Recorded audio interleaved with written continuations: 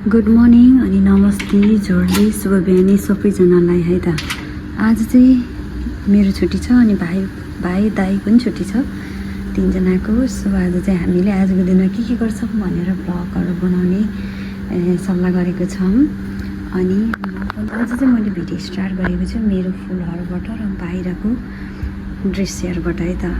अनि हेर्नु न यहाँ फुलहरू छ, यहाँ नि फुलहरू छ अनि हावा बिहान चलिरहेछ हावा पनि।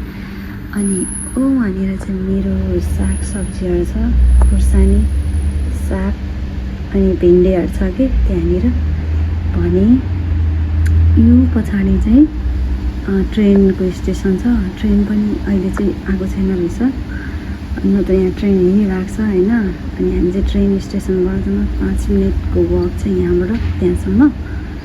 अनि आजको भिडियोमा हामीले के गर्छौँ भनेर म तपाईँहरूलाई छोटो छोटो भिडियोहरू। हामी चाहिँ माछा लिन जाने हो यति खाएर। ऊ चाहिँ आकाश भाइ हो, उसको नाम चाहिँ आकाश, हाम्रो घरको सबैभन्दा जाँगरिलो मान्छे। ऊ अहिले पनि मलाई लेक्चर दिँदैछ, हातमा सर्फ लिएर लन्ड्री रुम जाँदैछ।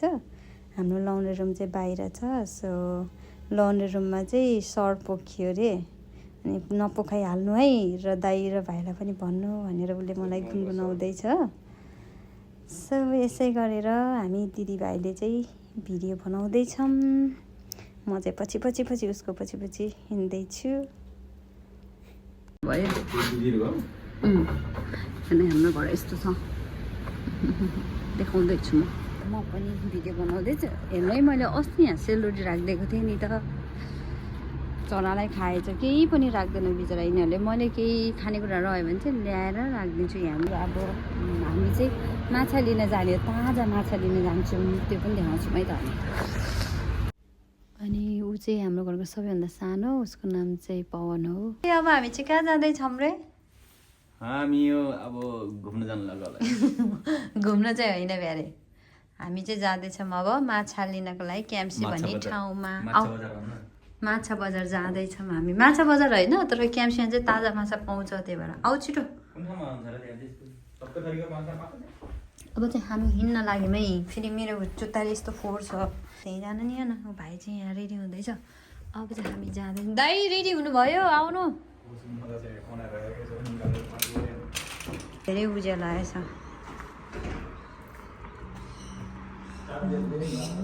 लेखाइन चापी। यो चाहिँ हाम्रो घरको बाहिरको दृश्य हो।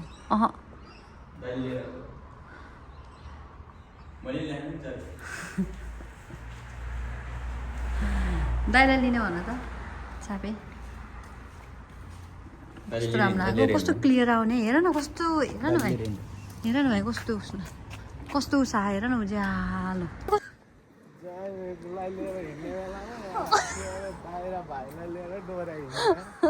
अनि जोइ त हुनु पर्यो नि त। अनि हामी बाटोमा जाँदै थियौँ, आकाशमा यस्तो राम्रो आकाशको त्यो उसो बादलहरू देखेँ मैले, एकदमै रमाइलो लाग्यो। त्यही भएर मैले यसको क्लिप चाहिँ लिइहालेँ। अनि पछाडि दाइ र भाइ चाहिँ गफ।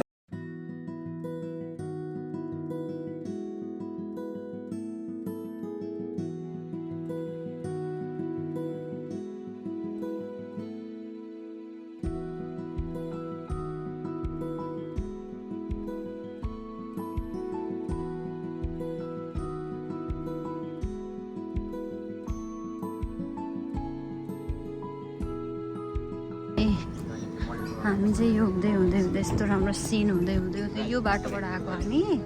अनि यो बाटोबाट जाँदैछौँ। यो चाहिँ स्कुल हो होइन। अनि हेर्नु न यहाँ चाहिँ पार्क छ यहाँ चाहिँ।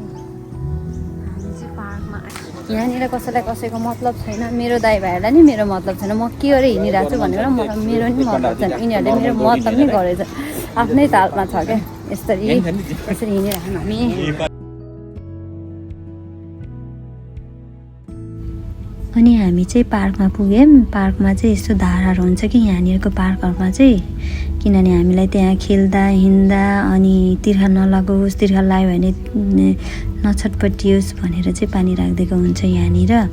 अनि हामीले जति बेला पनि हामीलाई तिर्खा लाग्यो भने चाहिँ यस्तो पार्कहरूमा ठाउँ ठाउँमा पानी राखिदिन्छ, यसरी खान सकिन्छ। अनि दाइले पनि पानी खानुभयो, भाइले र म चाहिँ त्यहाँ दाइ र भाइ अनि मैले पनि सबैले पानी खानुभयो अनि मैले पनि म पनि खान्छु भनेर पानी खान लागे। त्यसरी हामीले तलबाट थिचेर पानी खान सकिन्छ अनि साइडमा नि पानी आउँछ। अब हामी यो बाटो हुँदै हुँदै अगाडि हामी क्याम्पसी भन्ने ठाउँमा माछा लिन जानु कहिले दाइको गर्लफ्रेन्ड भेट्न जाने हो, हामी चाहिँ भाउजूलाई भेट्न जाने हो। अनि यहाँनिर छ नि, यहाँनिर नि देखाउनु भाइ कतिले बल दिइराख्नु हाम्रो नेपाली दाजुभाइ दिइराख्नु यहाँनिर सबै नेपालीहरू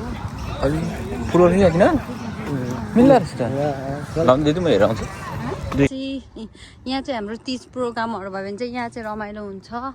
यस्तो छ, त्यही भएर हर्क साम्बाङले पार्क खोल्नुपर्छ, हस्पिटल होइन भन्नुभयो क्या। किनकि हामीलाई हेल्दी हुनको लागि चाहिँ है यहाँ भाइ पनि यसरी हिँडिराख है, यसरी यहाँनिर यस्तो यहाँ अङ्कल आन्टीहरू पनि यहाँ यसरी अङ्कल आन्टी यसरी पार गर्न सक्नुहुन्छ है। गाइजहरू यस्तो यहाँ बच्चा खेलिरहेको छ यहाँनिर। हामी चाहिँ अब रोड हामी चाहिँ हाइवेमा आइपुग्यौँ। यहाँबाट चाहिँ हामी बस दिनुपर्छ। त्यो ठाउँमा जानको लागि 10 मिनट जति बसमा चढेर गएपछि हामी यो दाइ र भाइ फेरि हल गरौँ जस्तो मलाई चाहिँ मतलबै गरेन यिनीहरूले आफ्नै धुन। दाइ र म भाइ चाहिँ बस चढ्ने ठाउँमा पुग्यौँ अनि त्यो नम्बर देखाएको थिएँ नि मैले, त्यो चाहिँ हाम्रो यो बस चाहिँ यो ठाउँमा जान्छ भनेर देखाएको हुन्छ। हामीले मोबाइलमा नि हेर्न सकिन्छ, मोबाइलमा अब नभएदेखि त्यहाँ हेर्न सकिन्छ यो नम्बरको बस यो ठाउँमा जान्छ भनेर। र मैले दाइ र भाइलाई देखाउँदैछु यति नम्बरको बसमा गयो भने चाहिँ हामी छिटो पुगिन्छ है भनेर। फाइनली बस कुर्दा गर्दै हाम्रो बस पनि आयो र हामी चाहिँ फाइनली आयौँ। यो म पहिला बसेको ठाउँ हो यो क्याम्पसीमा, यो नेपाली सङ्घ। अब हामी यो वेट गर्दै कति बेला जाने हामी सुर्ता हो कि ल फाइनली अब हामी यहाँबाट हिँडिरहेछौँ। दाइ रक्सन जाने भित्र, दाइ रक्सन जाने ब्याबी लान्छ फेरि उता क्रस गर्नुहोस्, फेरि यताबाट आयौँ फेरि यता जाने।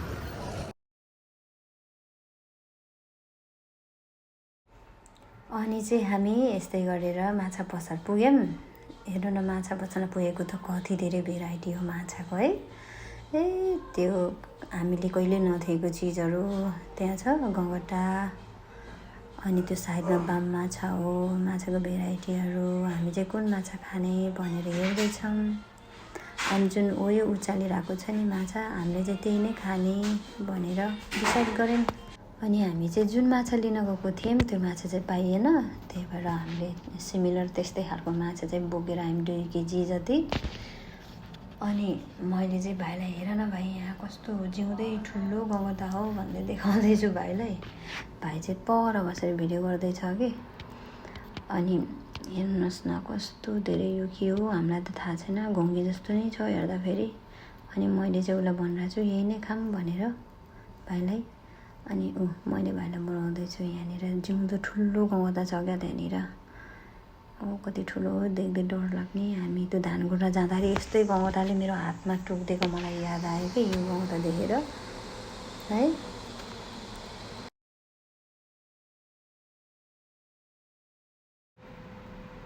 अझै पनि हामी माछा हेर्दैछौँ कति धेरै हो भन्दै। अनि चाहिने सबन त अनि हामीले नखाने चिजहरू पनि छ क्या त्यहाँनिर कति धेरैहरू है। अनि त्यसलाई मैले सोध्दैछु सानो माछा सिद्धिसक्यो भनेको, उसले चाहिँ सिद्धिसक्यो भनेर भन्यो। त्यही भएर हामी चाहिँ किन मैले जुन उचालेको थिएँ नि त्यही माछा लिएर आयौँ भन्दैछु, यही माछा बनाइदे भनेर भन्दैछु त्यसलाई मैले।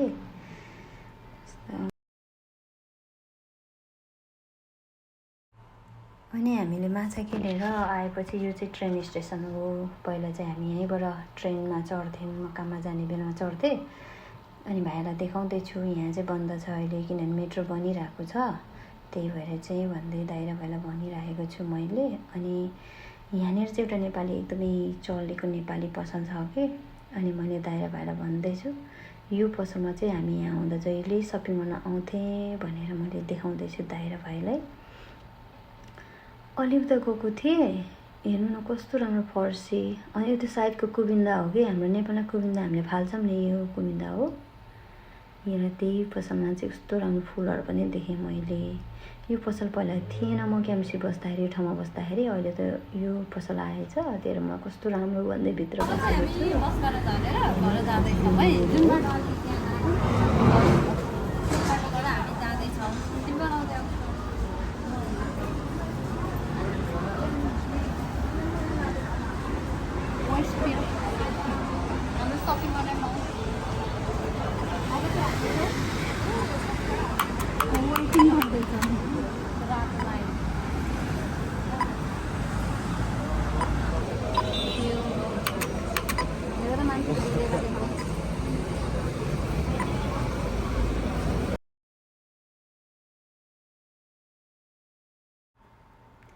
अनि चाहिँ हामी त्यहाँबाट बाटो क्रस गऱ्यौँ, दाइलाई जिस्काउँदै। मलाई भाइले चाहिँ भाउजू भेट्न गएको, माछा लिएर आयौँ भनेर जिस्काउँदै हिँडिरहेको छ म र भाइ। अनि अलिकति उता आएपछि मलाई यो गेट देख्ने बित्तिकै कस्तो नेपाल र इन्डियाको याद आउँछ कि, बोर्डरतिरको याद आउँछ। म वीरगन्ज जाने बेला यस्तै बोर्डर देखेँ जस्तो लागेको थियो। वीरगन्ज कि सुनौली कता हो, मलाई त्यसको एकदमै झल्को आयो। अनि हामी जाँदै थियौँ, यही बाटो गएको हामी, अनि फेरि यही बाटो फर्क्यौँ। अनि दाइ र भाइले क्याम्पसी कस्तो लाग्यो भनेर सोधेको, उहाँहरूलाई चाहिँ ठिकै लाग्यो भन्दै हुनुहुन्छ। हुन त एकछिन गएको, के राम्रो के नराम्रो होइन।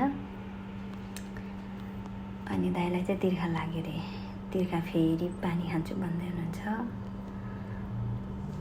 म चाहिँ भिडियो गर्दै हिँड्दैछु, भ्लगर हुँ न भनेर है। त्यो सिक्दैछु म, त्यस्तो राम्रो चाहिँ एडिट गर्न आउँदैन, भ्लग बनाउन आउँदैन, बोल्न आउँदैन। झुटो बोलेको रे, त्यही पनि म सिक्दैछु, एउटा मेमोरी हुन्छ। झुटो बोलेको चाहिँ होइन है, दाइको गर्लफ्रेन्ड नै आउनु भएन।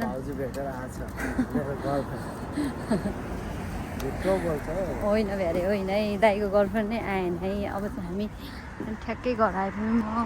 मेरो गर्लफ्रेन्ड बसले के अरे उता पारामाटा लैजान्छ केएमसी। के भन्नु त, मेरो गर्लफ्रेन्ड बस्छ उता पारामाटातिर, उसले लान्छ मलाई केएमसी। अनि कहाँबाट गयो? ए हामी चाहिँ घर आइपुग्यो, दाइले जुत्ता खोल्दै हुनुहुन्छ, मैले जुत्ता खोलेर आइसकेँ। अब चाहिँ हामी किचनतर्फ जाँदै।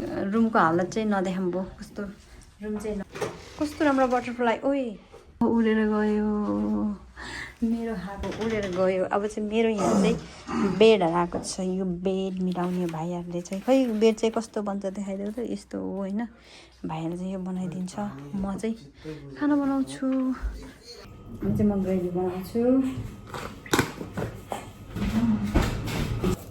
हामीले चाहिँ हतार हुन्छ नि त, सो टमाटर अनि अदुवा, खुर्सानी, जिरा मसला पेस्ट बनाएर राख्छौँ यो। त्यसपछि हामीलाई सजिलो हुन्छ नि त, हतार हुन्छ। त्यो डिनर बनाएर राखेपछि त जतिखेर खाना बनाउनु हुन्छ होइन, त्यतिखेर तरकारी बनाउने हुन्छ कि।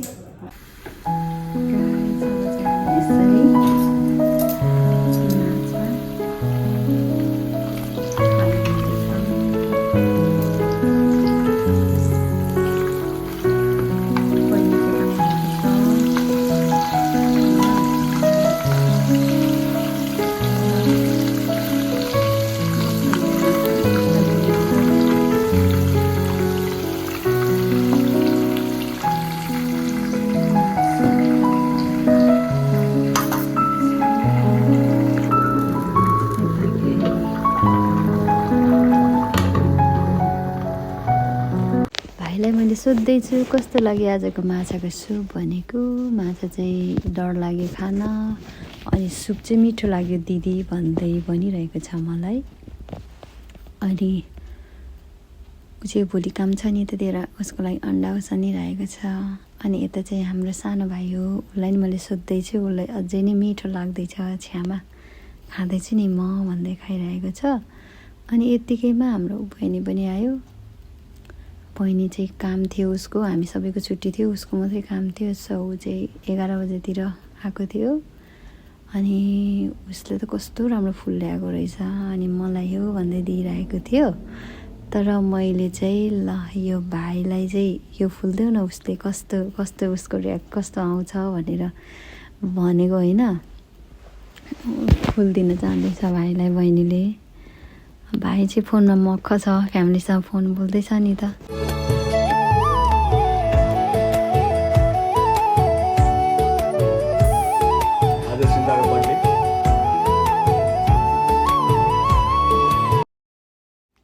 अब चाहिँ हामी भिडियोको अन्तिमतिर छौँ। बहिनीले खाना खाँदैछ भने म चाहिँ यो फुलहरू रातिको समय कस्तो देखिन्छ भनेर हजुरहरूलाई देखाउँदैछु है यता खिचेर। अनि यता चाहिँ मेरो माछाहरू खेलिरहेछ है। अनि यो माछा पनि तपाईँहरूलाई देखाउँछु होइन। मैले बत्ती मारेर यो माछालाई हेर्नु पऱ्यो भनेको वाउ कस्तो राम्रो देखिरहेछ मेरो माछाहरू चाहिँ। दुईवटा छ माछाहरू चाहिँ, यिनीहरू मेरो साथी हो, यिनीहरूसँग म बोल्छु यिनीहरू नबोले पनि। ल यसै गरेर तपाईँहरूलाई मैले आजको भिडियो के कस्तो बनाएँ भनेर देखाउँदैछु। सो राम्रो नराम्रो जस्तो हुन्छ हेरिदिनु होला अनि कमेन्ट पनि गरिदिनु होला अनि मलाई सुझाव पनि दिनुहोला अनि साइडमा भएको बेललाई पनि सब्सक्राइब गरिदिनु होला है त।